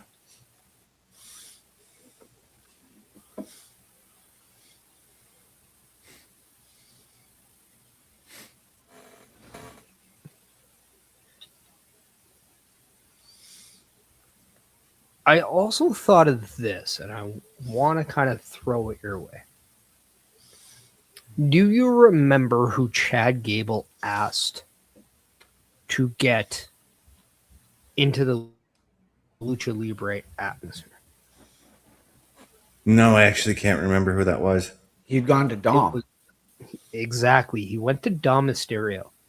What if, and I don't think it's tonight, but maybe next week, Bobby knows, what if he happens to find himself in a segment with Dom and Dom expects an apology, and then Gable said, whatever I did to insult the culture of Mexico, I'm working towards being a man and changing it. You have always insulted the Mexican culture more than I ever did.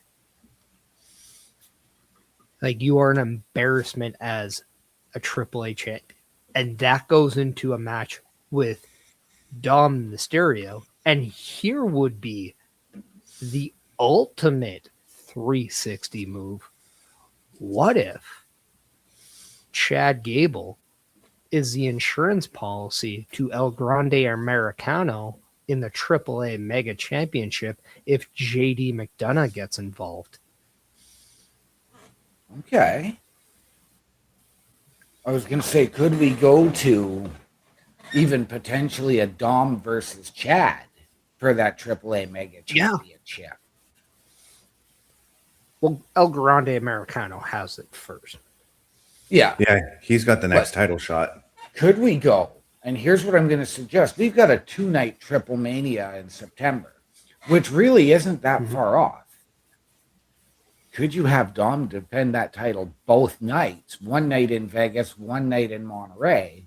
No. One night against Chad, the other night title versus mask against Rey. No, because it's already been confirmed that it's only going to be defended at night 2. Yeah, Rey Mysterio did make that announcement. Mm-hmm. And I do believe it's going to be El Grande Americano against Rey Mysterio. Yeah. But next Monday's stacked. We're going to get 2 semifinal matches with Dirty Dom and Obafemi and Raquel versus Io. Yeah. And I also have a theory about the trio of women in Judgment Day.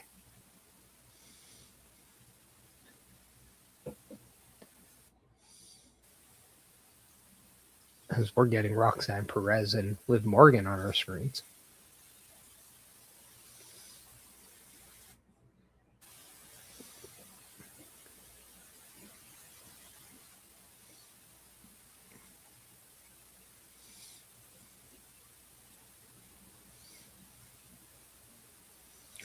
Did I detect a sense of subtle jealousy there with Roxanne Perez mentioning that she was the only one knocked out of the tournament?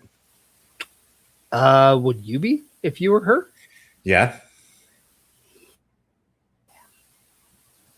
I mean, you're nicknamed the Prodigy, and you're the only one not advancing. I think you feel a little bit down on yourself about it. But I think this is a good thing. It helps you get more into wanting to appreciate Roxanne Perez. Right. Now, we saw Liv Morgan advance, and she will take on the winner of Friday's Fatal 4-Way. We know that Raquel will face Io Sky. If it comes down to Liv and Raquel in the Queen of the Ring final, would it not be smart of Raquel to say, just put the title on the line now? Okay, this is what I love, because this is exactly my theory that I'm coming up with. What's the one thing that we know about Liv Morgan right now? She's getting caught into making everything about her. Yeah. Mm-hmm. Imagine if the finals are Liv versus Raquel, and Liv goes to Roxanne behind Raquel's back and asks for her to help her win so she can do the thing. But we see that Batista or that Bailey thing where Raquel hears that. Right. And then at SummerSlam, if whoever, like say Liv ends up winning, we see Raquel, or even if it's Roxanne, like one of the two scenarios is Raquel either screws Liv out of the title at SummerSlam, or Roxanne helps Raquel at Night of Champions, and we see those two team up against Liv, and they kick Liv out of the Judgment Day at Night of Champions. Right, and we could see that, but I was going to go a slightly different direction. Raquel wins it all, beats Liv in the final. So you get that match at SummerSlam. Roxanne is torn. She's getting pulled in both directions. And we've seen the dissension between her and Liv. But what if that's where Roxanne pulls that huge swerve, sides with Liv, and they kick Raquel out of the Judgment Day?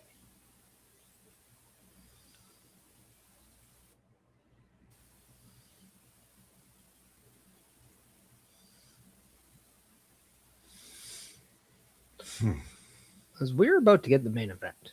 Yes, we are. We have Ricky Saints in the ring for this fatal four-way King of the Ring match. Now, Rick, like you, I represent.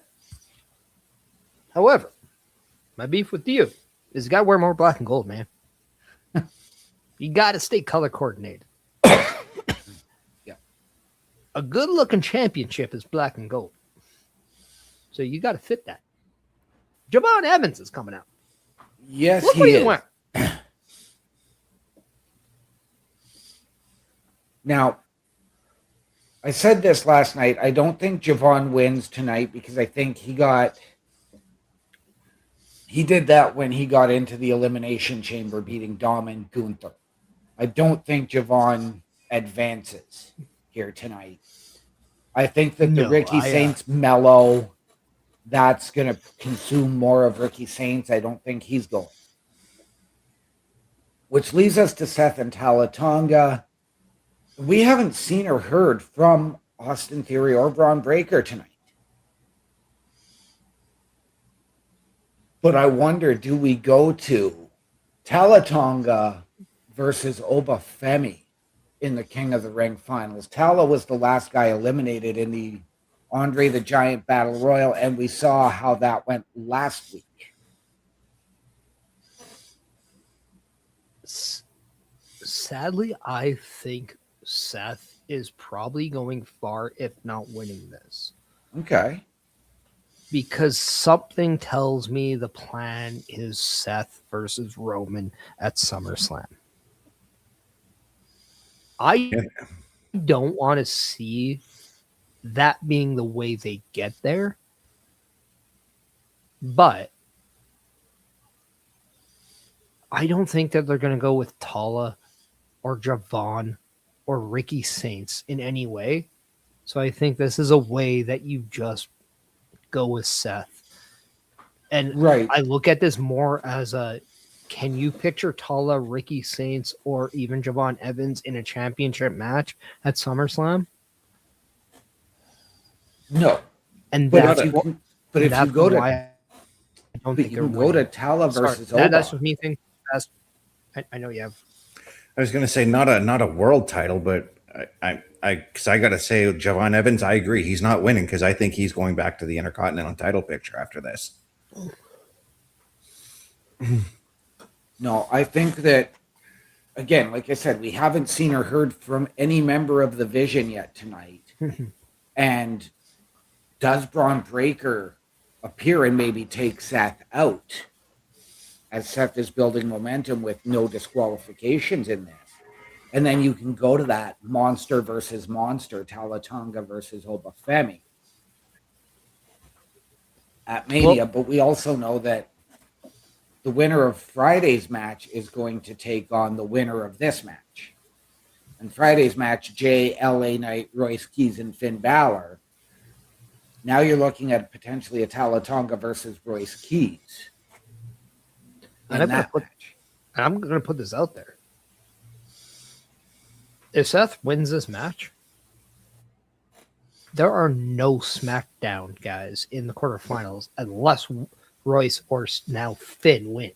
Yeah. But Best, I know you had something to say before, and I don't want you to not have your chance. I was going to say the way they're booking Tonga, though, leads me to believe that he could take the win here because they've been booking him pretty strongly over the last little while. And the only way that I can see Seth not winning is if we see Braun Breaker come in, yank Seth out, and we see them brawl to the back or something like that. And Yeah, as I said about Javon Evans, I just don't think he's going to win because I think there's still more to be said about him being in that Intercontinental title picture.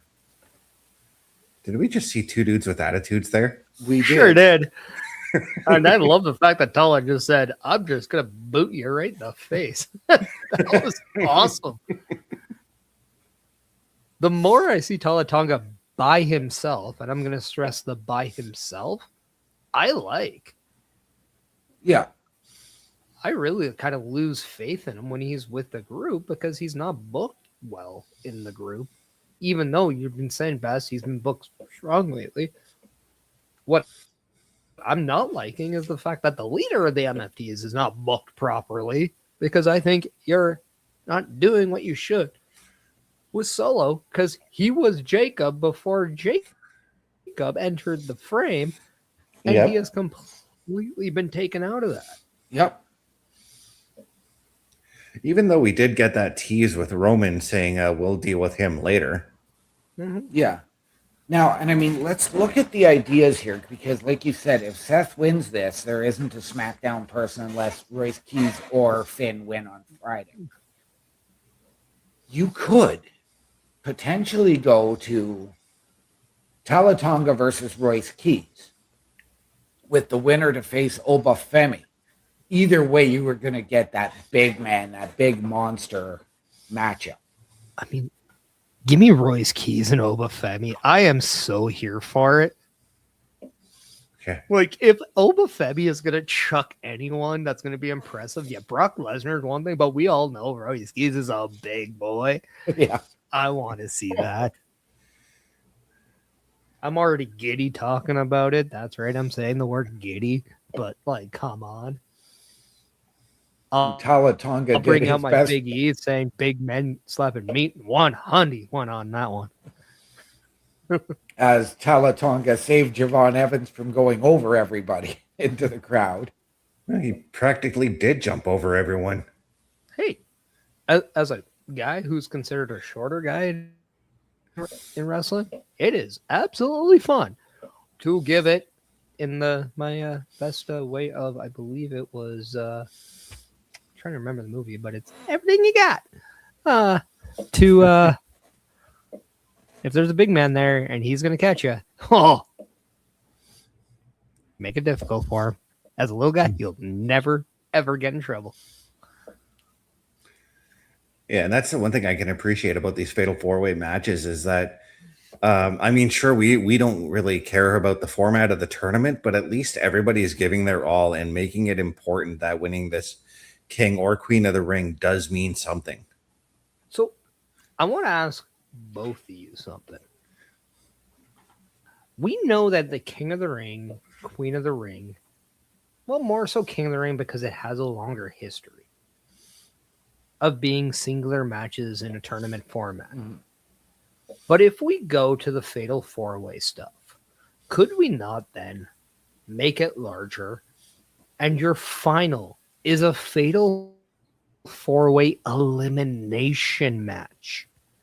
And then whoever wins really feels like they've earned something. You know what? I like that idea. I asked the same thing actually last week because we're looking at this and saying, you know, how much we wanted to go back to the one-night format.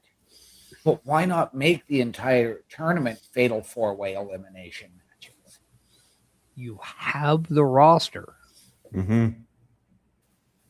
And you can add NXT to this. And I think you should. Right? Or even AAA. Like, why not? TNA. I mean, if you're throwing NXT and TNA, yeah, I was gonna say if you're throwing NXT in there, TNA is going to find a way to be involved anyway. So yeah, but I do like that idea. And you could still do it like the way I had mentioned it, where you maybe start the tournament, I would say, after Backlash. And you can do like 2 fatal 4-ways per week, one for the men, one for the women's, or something along those lines. Do it on your Saturday night's main events, man. Yeah. That's the other thing I've said too, is that you can still do these first round matches on the PLEs and still build to those matches. They used to do that way back in the day for King of the Ring qualifiers. They used to have them on in your houses. Yeah. Sorry. I think I might be a little ahead of you, and you might laugh. Yeah. What was that?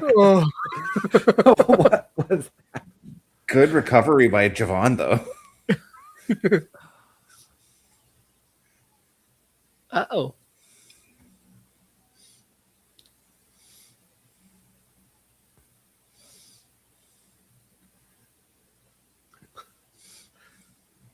Also, I love that Tonga's gear is 100% Tron. Yeah.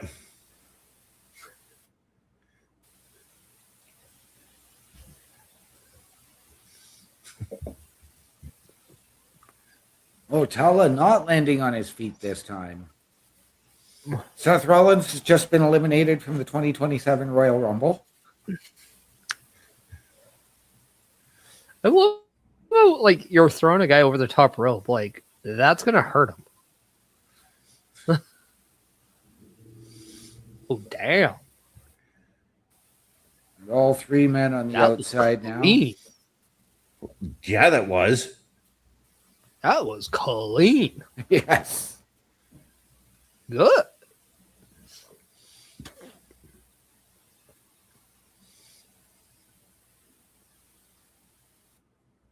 And Javon picking up the most experienced man in this match in Seth Rollins. You know what? Good for him. The kid has balls, man. I respect that. And Ricky Saints just took them away from him. Well, I mean, I respect that too. I mean, if anything goes, do whatever you have to do.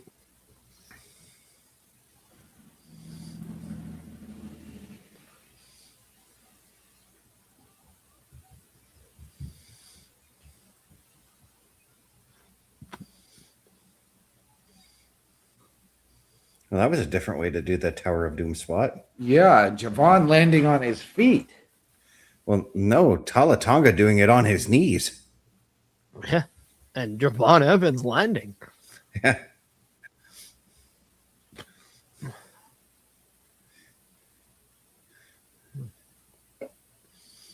Oh, that's a visual. Love it. One of the coolest visuals in wrestling is when you know somebody's been going through a war. Ric Flair had the blood that transformed his hair color. Yeah. But when you have face paint and you see part of it off, yeah, and the facial expression comes out, that's when you know you're going through something. Yeah. I love that. I love that. We used to get that a lot out of the Ultimate Warrior whenever he actually had long matches. We got that out of Sting a lot, and that's who I personally got it from. Jeff Hardy? Well, I mean, oh.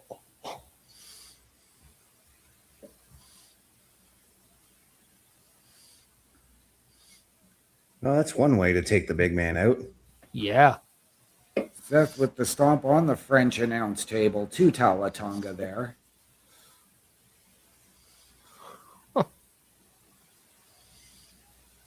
Oh. Wow. Oh, now he's going after Ricky.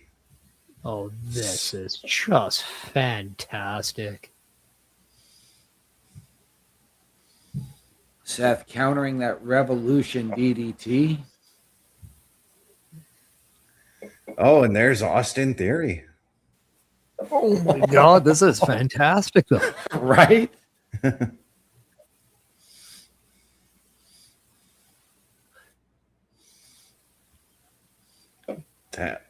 Oh, Montez Ford coming in, taking out Theory from behind. Well, they've put their differences aside for now, and they have. But there is Braun Breaker. Ricky Saints is still up. Well, kind of.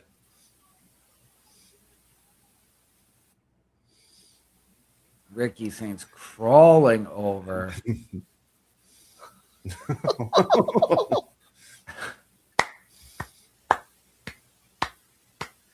Yeah, wow.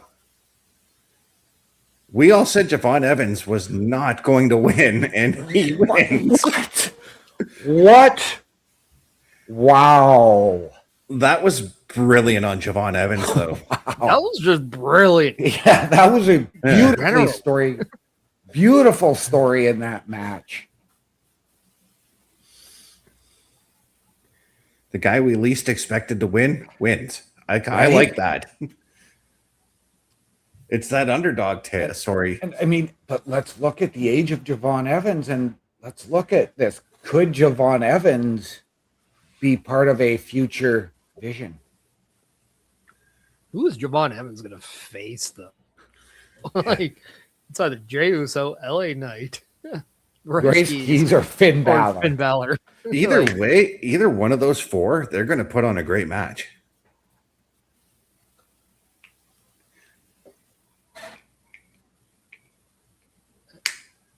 But I also, like, this is the small thing that I'm enjoying about Javon Evans that he's doing.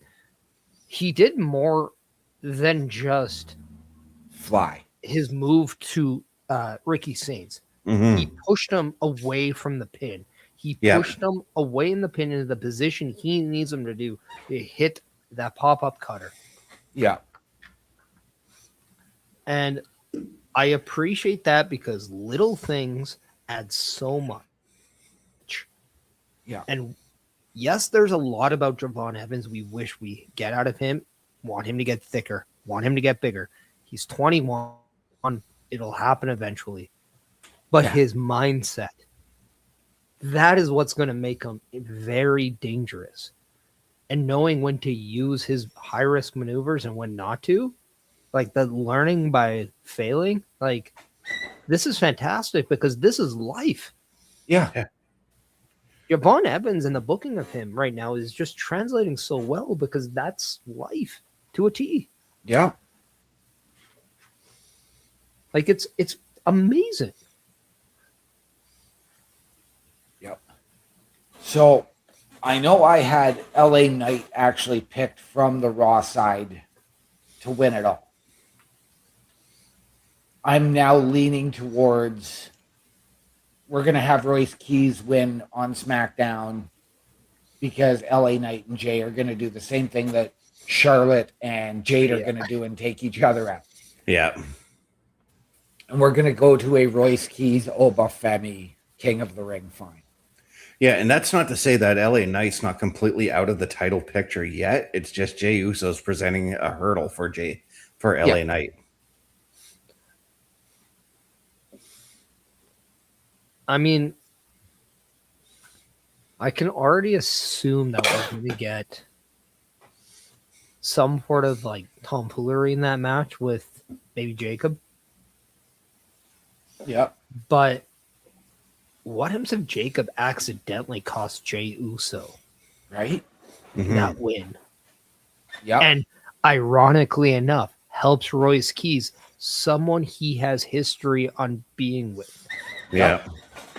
That to me is so interesting. Yep. And I'm going to say this because I do think that Brock Lesnar is going to cost Oba in the King of the Ring fight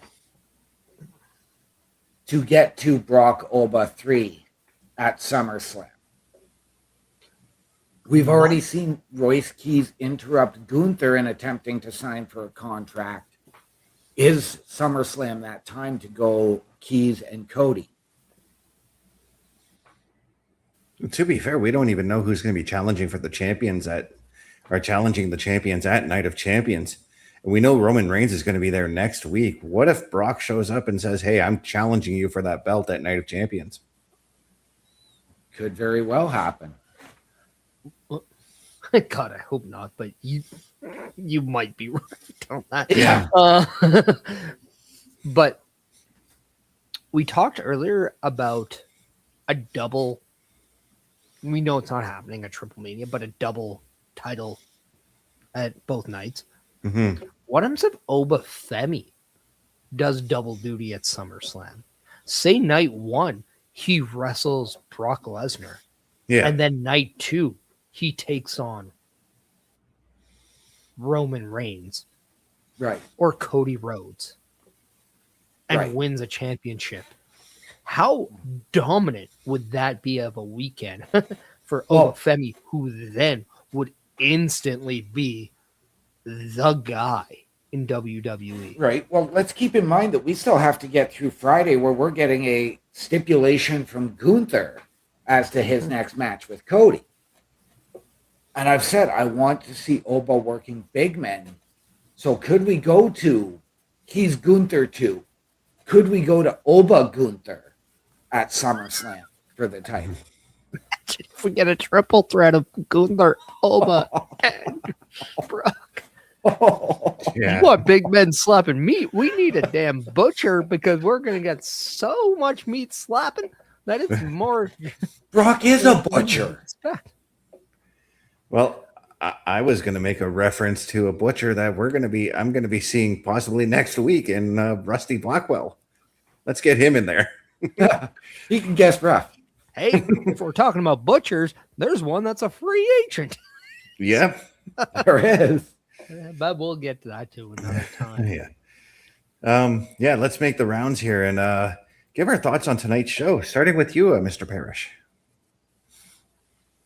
Yeah. I think it's very easy during the transition between a PLE and to whenever, like during the King and Queen of the Ring things. We've seen a little bit of translation that gets lost. But I'll say that last quarterfinal match might just be the best one we've seen. And we're seeing some good matches out of this. I loved Rey Mysterio and Penta. That was great. I love seeing Dom step up to Oba. Even if he just gets his soul taken from him next week on Raw. But then we saw Lyra and Soul. That was a great match. It was a great match for Soul, who needed it. It was good to see Lyra going after the title again. I think this was a great Raw, and I was happy to see it. We got a great surprise with Javon Evans winning and not Seth Rollins. So I now will say I have faith again going forward, because I was losing it just a little bit. So good job, Raw. Mm-hmm. Good job, WWE. Let's go to SmackDown. Let's see what we get there. All right. Yeah. How about you, OMD? Absolutely incredible show. Limited commercial breaks.